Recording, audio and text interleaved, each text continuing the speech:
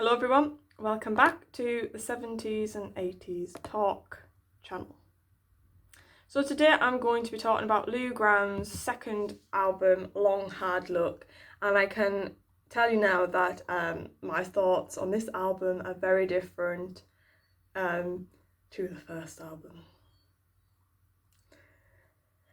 Okay, I'm just going to go in, Just remember, this is all my personal opinion, it's just what I like the sound of and what I don't, I don't think there's such thing as a bad song really, it's just whether or not I like it or not. Just remember that, keep that in mind, Okay, so this album was released in 1989, so the late 80s actually. I found out that Vivian Campbell, from Whitesnake, from Def Leppard, he's in Def Leppard at the moment, played electric guitar on this album. And I do see his name pop up quite a lot actually. That guy. So just between you and me, and True Blue Love was released as singles from this album. I thought I was going to be like admitting to something, and then I realised I'm talking about the single. I was thinking, well, I don't remember writing this. So there wasn't really much on the chart success of this album. Again, probably speaks for itself, really. So let's just jump straight in. There's 10 songs on the album. So number 1 is Angel with a Dirty Face. So I like how it starts. I like the continuation. It's like a continuation from Ready or Not, actually. I have heard this.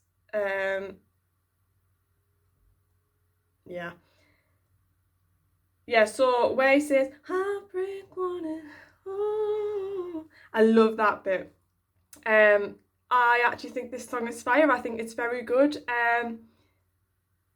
Do, that is class I wrote there. That's repeated, but it's hidden in parts and then it comes out, which I love. Okay, so the song would be so good in a film, I believe.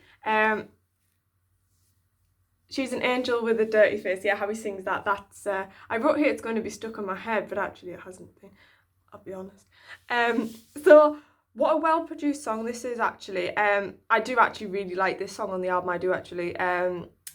It's like Midnight Blue all over again. Actually, I had that same sort of excitement listening to this song. What I had when I was listening to Midnight Blue.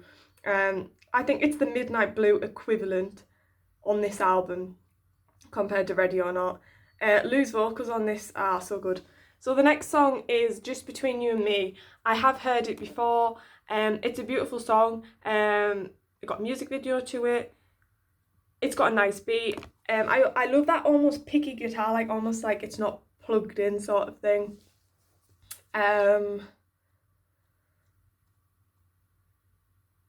The vocals flow really well. It's a fantastic set of lyrics. I'm assuming Lou wrote these. He's a great lyrical writer.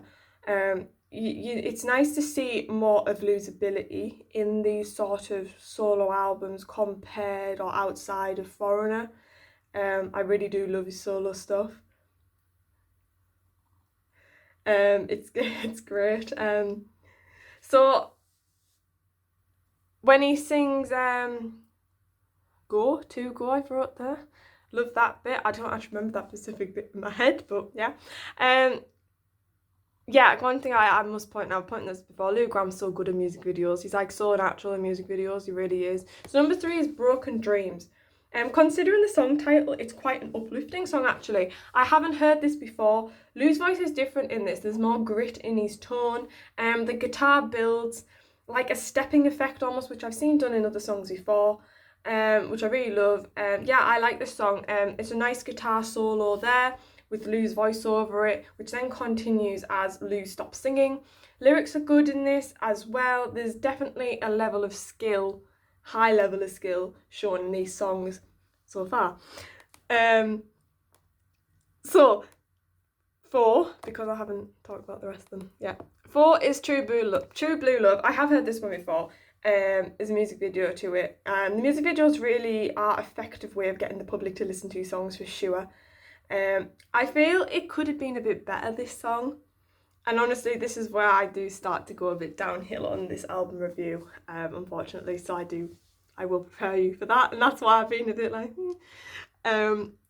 So I feel like there's something missing in this song, or it could have just been amplified more somehow. We keep seeing that. Ooh, I feel like that was a bit too much for me. A bit was nice, but then it was a bit too much. So number 5, I'll Come Running. Love the bass in this one. I love a bit of bass. And the bass reminds me of something of Michael Jackson, actually. Bit like Billie Jean, I'd say. The whole song is quite the same, though. I don't really like it. I'll be honest, I don't. It might grow on me in the future, though. That's a possibility. Number 6 is Hanging on My Hip. I hadn't heard this before. I thought my internet was buffering, but it was just the song, which I found odd. I don't know what that was doing. I didn't really see the point in it. It's almost like Lou's voice is competing with the guitar in this song, I find. Again, I find it a bit too much. Yeah, I literally wrote, oh no, what's happening? I felt like at times Lou was more shouting than singing. The guitar is good though, but I don't think it worked with the vocals. Again, this is just my personal opinion. I'm not a musician, I'm not a producer. A lot of people believe in you don't know what you're talking about. I probably don't, but it's just my personal opinion of what I like and what I don't like the sound of. So number 7 is Warmest Rising Sun. You've got like this kind of almost like a Japanese sort of sound. I don't know how to describe it almost. I thought this was a bit better, and then I just lost interest, and I think I just kept losing interest as the songs went on, in all honesty. Why don't I have anything brought for day 1? I don't even know why, I don't even have anything brought for that. Okay, I'll come back to that. That's number 8 on the track, on the album. So number 9 is I'll Know When It's Over. The guitar is unusual. You feel it building, and it does go off. This is more better than I'd say than the other ones that I didn't really like. For me personally, I feel like when it goes off, it could have there could have been something else, a louder guitar maybe. But actually 3 minutes in, that bit there I really liked. Number 10 is Tin Soldier. To me, it sounded so similar to the other songs. I just felt like I was listening to a bit of a continuous song with these sort of end tracks. I will just be back in a second.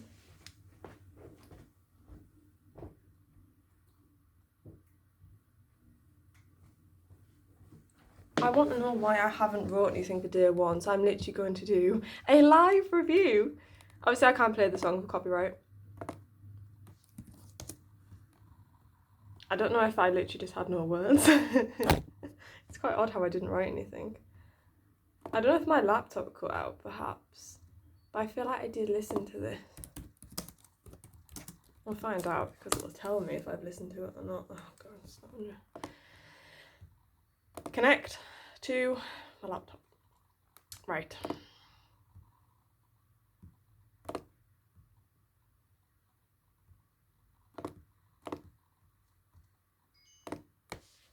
Yeah, I've listened to it. So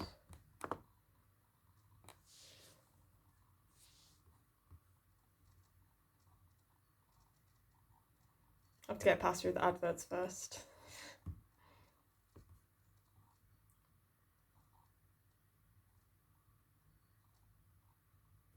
You know, actually, the beginning of it actually sounds something a bit similar from Baywatch, actually.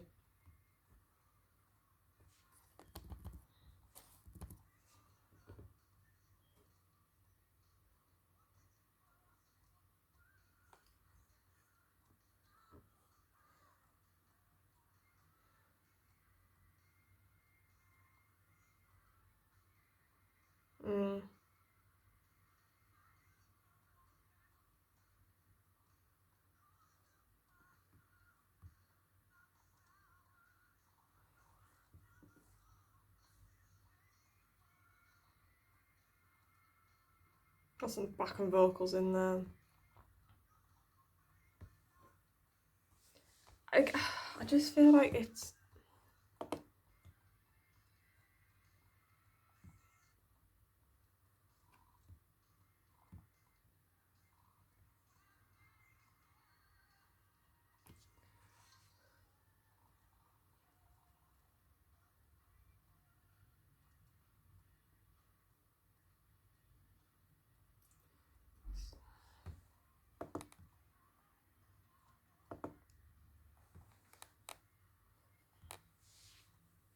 Yeah, so you got backing vocals in that. I don't know who's doing that.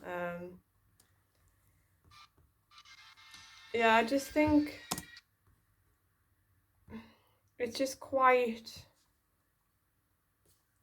With other songs, like 1 and 2, you had different like rises and falls, which I liked, but I think with these other songs, it's just a bit... I don't know, there could have been something more to them.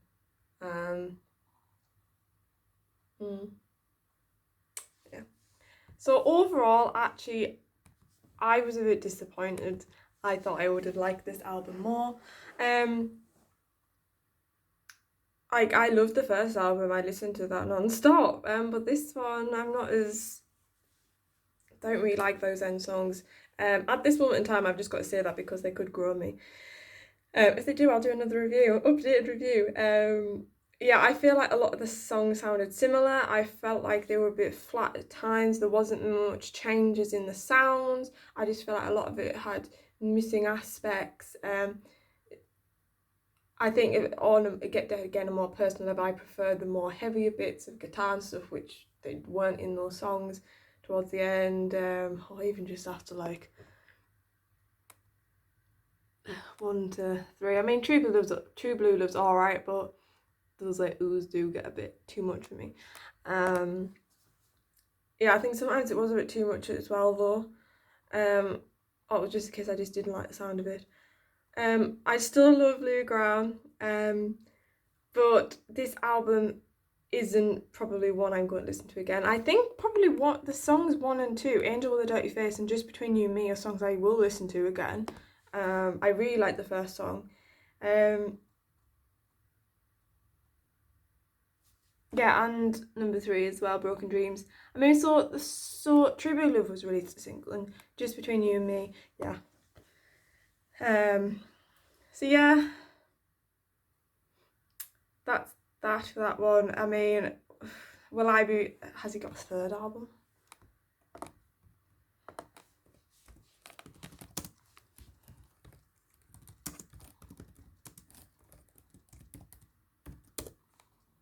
But with actually this album being quite new to me, it could just be my initial thoughts, initial response to the album. It may grow me. I may end up liking these songs a lot more. But will I end up listening to these songs? Who knows? I mean, I said I wouldn't listen to Motley Crue, and now I just did a review about their songs. So,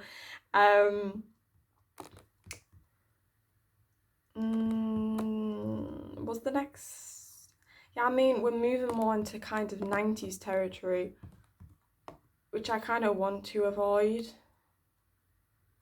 Maybe that's what it was. Maybe that's what it is, because it was released in 1989. It was getting less 80s. That's actually a possibility of why I didn't think of. The sounds were sort of changing. Trying to find out what the next... Yeah, so we're moving to Lou Gramm Band. I thought he released something else. Oh, he didn't. Oh, there's some chart positions there. Long Hard Look, US 85. Oh my goodness. 44 in Canada. Yeah. So that's that album review. I feel a bit bad having to do this, but I kind of want to be honest as possible. In these reviews, if I don't like something or not, which is hard for me to say. Again, because I do like Lou Gramm, big fan of him, so I don't really like being like saying that I don't really like this and stuff like that. It's quite hard for me to admit to that. So anyway, moving on to the next album review. Well, I've just recorded a video talking about Motley Crue songs, believe it or not. It's not an album review, it's a pick and mix of the songs that I've been listening to, and I'm going to speak about them because I've been listening for like 2 weeks now, and I thought actually be quite good to just do a video on what I've been listening to. I haven't watched Halloween 3. I was going to watch Rocky 1 last night, but then I ended up writing the Motley Crue review on my laptop, so I didn't end up watching Rocky. I'm going to be releasing something a bit different actually. I'm going to be releasing a review of some makeup that was actually really big in the 80s, and Boots have re-released it. I think it was actually towards the end of last year or even this year, and it's 17, so I'm going to do something a bit different with that. But actually album review wise, I think that the next album, actually I'm going to confirm it here and now, so I'm going to have to review it now. I don't even know where it is though, because I actually do have the album. It was my dad's actually. I kind of just claimed it. So it must be somewhere. It'd be nice to get a picture with it for the thumbprint and thumbnail. I either call it thumbprint or thumbnail, literally I get them mixed up. It's thumbnail. It's going to be Bon Jovi's Lost Highway album, which isn't a 70s or 80s album, but they are an 80s band, and I just want to review it, so I'm going to. I want to say when it was released. The album means quite a lot to me actually.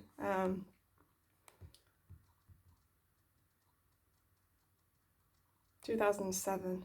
Crikey, man.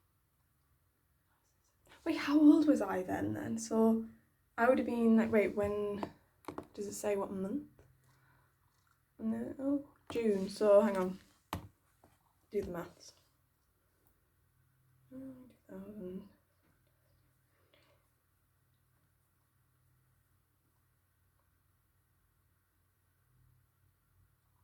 I'd been like 9 or 10.